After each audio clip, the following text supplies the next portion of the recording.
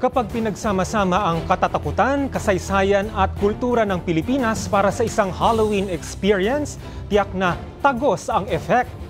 Yan ang Halloween chills sa kwentong kababalaghan sa Paco Park sa Maynila na binigyan ng twist ng Rizal Park, Luneta.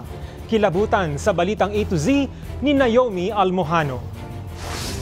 Pasyala ng magbabarkada, praktisa ng mga estudyante at maging lugar para sa mga photoshoot ng events. Yan ang Paco Park sa Maynila. Mula sa estilo ng struktura ng parke, maging sa mga pundasyon at pader nitong gawa sa bricks, hanggang sa kasuotan ng mga nagbabantay dito, para ka talagang nagbalik sa panahon ng Kastila. Itinayo ang Paco Park noong panahon ng mga Espanyol na nagsilbing depot o lagakan ng mga armas noong World War II. Kinagigiliwan ng mga nais maggala, nais ng katahimikan at mga turista ang mga makasaysayang pasyalan sa bansa.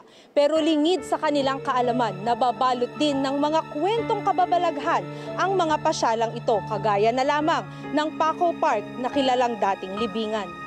Isang sementeryo ang Paco Park noon kung saan nakahimlay ang mga prominenteng pamilyang Espanyol at mga biktima ng kolera outbreak.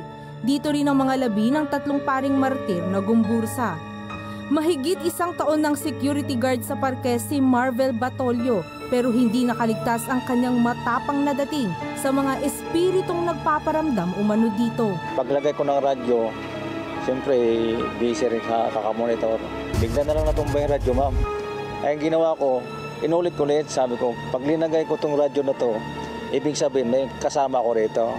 Tsaka ibang pakiramdam ko na parang mabigat eh. Tapos nung natumba nga yung radyo, sabi ko, mayroon nga, alis na ako rito.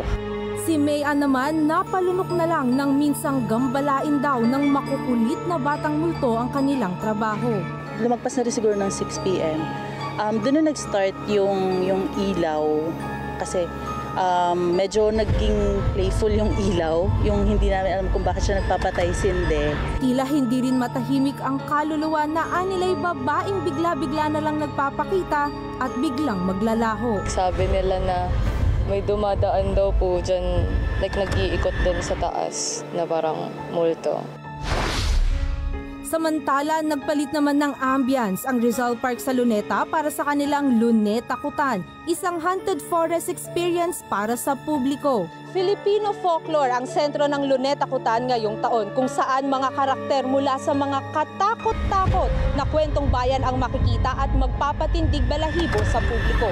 Gaya na lamang ng tiyanak, manananggal, tikbalang at ang aswang mula sa balon. Layo ng Lunetakutan na ipakilala sa makabagong henerasyon ang mayamang kultura ng Pilipinas sa pamamagitan ng ating mga folklore. So ang in-expect namin is hindi lang makikipagtakutan yung mga pupuntang parkgoers, kundi matututo rin sila kung ano yung history ng Rizal Park and Paco Park. Bubuksan ang haunted forest para sa publiko ngayong November 2 hanggang November 3, 6:30 ng gabi. Gayunpaman, paalala sa publiko, hindi sa patay dapat matakot kung hindi sa buhay na nangaabuso pa rin sa kapwa kahit na undas. Para sa Balitang A to Z, Naomi Almojano.